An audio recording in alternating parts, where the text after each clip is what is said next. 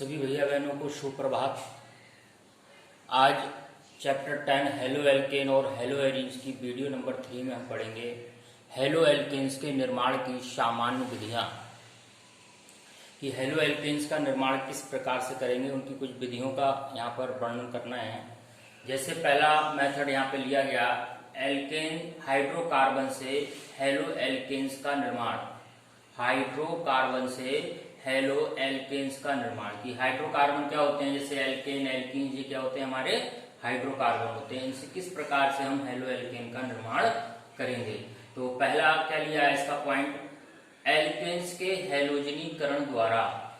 कि जो एल्केन्स हैं उन एल्केन का हम हेलोजनीकरण करा दें। हेलोजनीकरण का मतलब हेलोजन के साथ क्रिया, तो हमारे हेलो एल्केन्स प्राप्त होंगे।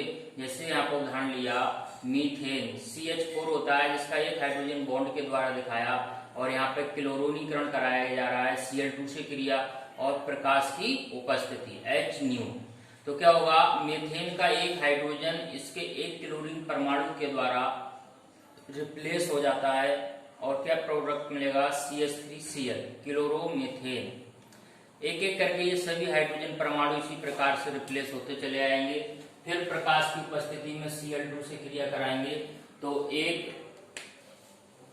क्लोरोमीथेन का हाइड्रोजन और इसका Cl HCl बाहर होगा, और क्या बनेगा, CH2Cl2 अर्थात डाई क्लोरोमीथेन। फिर डाई क्लोरोमीथेन की क्रिया सूर्य के प्रकाश की उपस्थिति में Cl2 से कराएंगे, तो इसका एक Cl और यहाँ से एक हाइड्रोजन लेकर एक HCl और अलग हो जाएगा, और प्रोडक्ट प्राप्त होगा CHCl3 अर्थात ट्राई क्लोरोमीथेन। फिर ट्राई क्लोरोमीथेन की क्रिया सूर्य के प्रकाश की उपस्थिति में क्लोरीन से कराते हैं। फिर एक HCl, इसका एक हाइड्रोजन, यहाँ से एक Cl एक HCl, फिर क्या होगा आपका माइनस हो जाएगा, और क्या प्राप्त होगा प्रोडक्ट CCl4 टेट्रा क्लोरोमीथेन। तो ये था मीथेन का पूर्ण क्लोरोनीकरण। जब तक मीथेन में हाइड्रोजन परमाणु रहते हैं यह क्रिया ऐसे ही चलती रहती है, और अंतिम प्रोडक्ट हमें टेट्रा क्लोरोमीथेन प्राप्त होता है।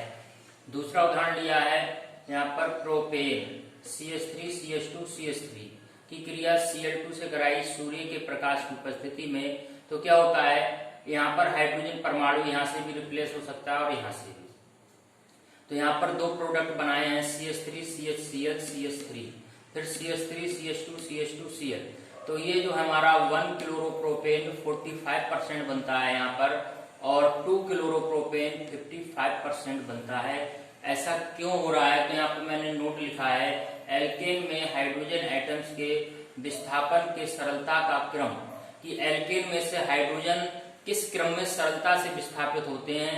तो मैंने बताया 3 डिग्री जो हाइड्रोजन परमाणु होगा वो सबसे इजीली रिप्लेस होगा। 2 डिग्री हाइड्रोजन परमाणु उसकी तुलना में थोड़ी कठिनाई से, और 1 डिग्री सबसे कठिनाई। तो सबसे सरलता से कौन होगा, 3 डिग्री, उसके बाद उससे कम 2 डिग्री, और सबसे कम 1 डिग्री रिप्लेस होता है। तो अब यहाँ पे देखो 3 डिग्री हाइड्रोजन का मतलब क्या होता है, अगर हाइड्रोजन परमाणु 3 डिग्री कार्बन से जुड़ा है तो उसको हम 3 डिग्री हाइड्रोजन कहेंगे। अगर 2 डिग्री कार्बन से द्वितीय कार्बन से जुड़ा है तो उसका द्वितीय या 2 डिग्री हाइड्रोजन हो गया। अगर प्राथमिक कार्बन से हाइड्रोजन जुड़ा है तो वो कैसा हो गया, प्राथमिक। अब यहाँ पर देखो, ये कार्बन और ये वाले दोनों कार्बन क्या है, प्राथमिक है। क्यों, ये वाला कार्बन इससे अटैच है एक से, और ये भी एक कार्बन से अटैच है, तो ये दोनों क्या हो गए आपके प्राथमिक कार्बन। और प्राथमिक कार्बन का मैंने रिप्लेसमेंट बताया सबसे कम होता है, इसलिए यह प्रोडक्ट यहाँ से प्राथमिक हाइड्रोजन हटाया, इसका मतलब ये कम बना 45%। और इसकी तुलना में 2 डिग्री हाइड्रोजन इजिली रिप्लेस हो जाएगा। तो यहाँ से क्या है, 2 डिग्री, ये वाला जो बीच का कार्बन है ये 2 डिग्री कार्बन है। क्यों है, क्योंकि ये एक और एक 2 कार्बनों के साथ अटैच है, इसलिए इस पर उपस्थित हाइड्रोजन कैसा हो गया, 2 डिग्री। तो 2 डिग्री हाइड्रोजन एक Cl से मिला, एक HCl माइनस हो गया, और बना CH3CHCl CH3, जो कि 55% बनेगा।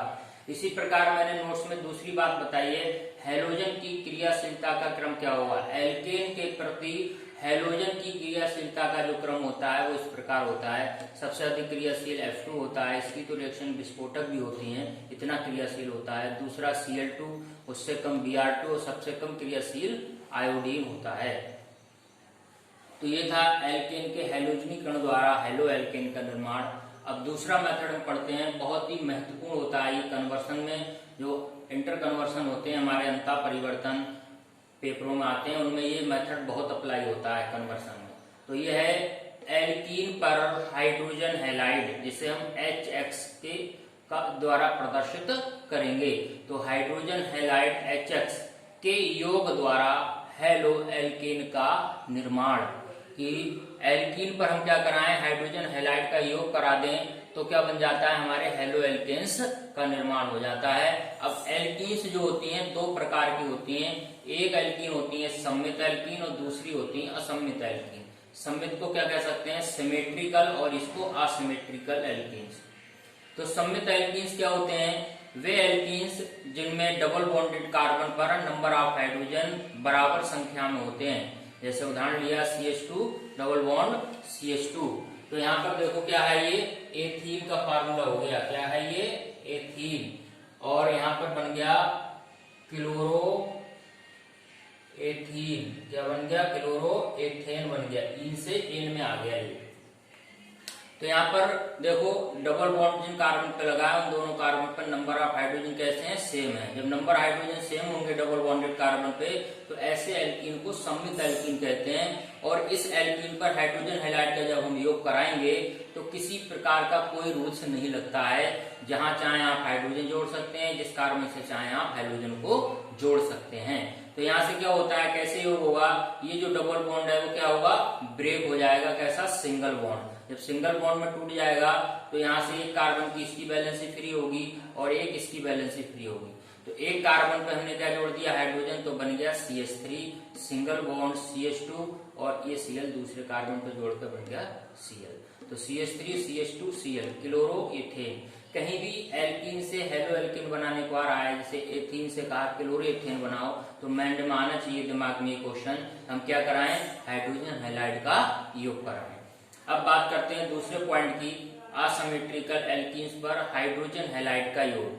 अब इसका ध्यान रखना, अगर एल्कीन हमारी कैसी है, असिमेट्रिकल है, अर्थात जहां कार्बन कार्बन के बीच डबल बॉन्ड लगा है उन कार्बन पर नंबर ऑफ हाइड्रोजन कैसे हैं, अलग अलग हों, तो ऐसे एल्कीन को असम्मित एल्कीन कहते हैं। और वहां पर मार्कोनिकॉफ का नियम लगता है, वहां पर योग ऐसे नहीं होगा, कैसा लगेगा, MC रूल के अनुसार ही होगा। कक्षा 11 में पढ़ाया भी था MC रूल क्या होता है। जैसे यहाँ पे फिर से एक बार दोहरा रहे हैं, जब किसी असम्मित एल्कीन पर हाइड्रोजन हैलाइड का योग कराते हैं तो हाइड्रोजन हैलाइड का जो धन भाग है द्विबंध के उस कार्बन से जुड़ता है जहाँ हाइड्रोजन अधिक होते हैं, और ऋण भाग द्विबंध के उस कार्बन परमाणु से जुड़ता है जहाँ हाइड्रोजन कम होते हैं। तो कम से क्या जुड़ेगा, ऋण, और धन से क्या जुड़ेगा, धन वाला भाग कहाँ जुड़ेगा, जहाँ हाइड्रोजन अधिक होंगे। तो यही था मार्कोनिकॉफ का रूल। तो ध्यान रखेंगे, कभी भी असिमेट्रिकल एल्कीन ये रिएक्शनें पूर्ण करने को भी आती हैं, तो MC रूल का जरूर ध्यान रखेंगे। तो यहाँ पर बिना रूल्स के आप योग नहीं करा सकते। तो ये बॉन्ड जब ब्रेक होगा, एक इस कार्बन की वैलेंसी फ्री होगी, एक इस कार्बन की, तो हाइड्रोजन ब्रोमाइड यहाँ पे योग कराया है, तो इसका जो Br निगेटिव वो कहाँ जुड़ेगा, कम वाले से, तो ये बना CH3 CH Br, और यहाँ पर हाइड्रोजन जोड़ के क्या बन गया, CH3, अर्थात CH3 CHBr CH3 2 bromo propane का निर्माण हुआ। प्रोपबनीन या प्रोपीन से क्या बन गया, 2 ब्रोमो प्रोपेन। ऐसे कन्वर्सन आते हैं कि प्रोपीन से 2 ब्रोमो प्रोपेन बनाइए। तो MC रूल का ध्यान रखेंगे, असिमेट्रिकल। इसी का दूसरा भाग देखो, पेरोक्साइड की उपस्थिति में असिमेट्रिकल एल्कीन पर हाइड्रोजन हैलाइड का योग। अगर यहाँ पर कोई उपस्थिति नहीं है, किसी की उपस्थिति नहीं कराई, अगर यही रिएक्शन क्या कराते हैं, पेरोक्साइड की उपस्थिति में कराएं, तो ये उलट जाएगी, अर्थात उसको बोलते हैं एंटी MC रूल, अर्थात प्रति मार्कोनिकॉफ का नियम, विपरीत योग होगा। फिर पेरोक्साइड का प्रभाव, इसको पेरोक्साइड प्रभाव भी कहते हैं, कक्षा 11 में बताया था मैंने। तो इसी रिएक्शन को देखो, प्रोपबनीन की क्रिया किससे करा रहे हैं, HBr की पेरोक्साइड की उपस्थिति, लेकिन अब गिब्स के ऊपर देखो क्या लिखा है, पेरोक्साइड लिखा है। जब पेरोक्साइड की उपस्थिति में कराते हैं तो हाइड्रोजन हैलाइड का ऋण भाग द्विबंध के उस कार्बन से जुड़ता है जहां हाइड्रोजन ज्यादा होते हैं, और धन भाग उस कार्बन से जुड़ेगा द्विबंध के जहां हाइड्रोजन कम होंगे। तो इस MC रूल के विपरीत करना है काम। अगर पेरोक्साइड लिखा है तो MC रूल के विपरीत योग कराना है, ऋण वाले को अधिक से और धन वाले को कम से जोड़ना है। योग वही होगा जहां डबल बॉन्ड लगा होगा, इधर चेन कितनी भी लेंथ ही हो इससे कोई फर्क नहीं पड़ने वाला।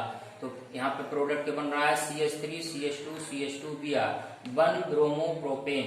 अब देखो रिएक्शन एक ही जैसी है और कन्वर्सन में आ जाता है प्रोपबनीन से 2 ब्रोमो प्रोपेन, तो MC रूल का उपयोग करेंगे। और कन्वर्सन आ जाता है प्रोपबनीन से 1 ब्रोमो प्रोपेन बनाने को, तो आपको क्या करेंगे, परऑक्साइड की उपस्थिति में कराएंगे और आपका विपरीत योग होगा और आपका मेन प्रोडक्ट बनके तैयार हो जाएगा। तो भैया बहनों ये थे आज की वीडियो नंबर 3 में हेलो एल्केन के निर्माण की सामान्य विधियां। नेक्स्ट विधि आपको नेक्स्ट वीडियो में मिलेगी और अपना स्क्रीनशॉट लेके सभी भैया बहन अच्छे से अपने नोट्स को तैयार करेंगे।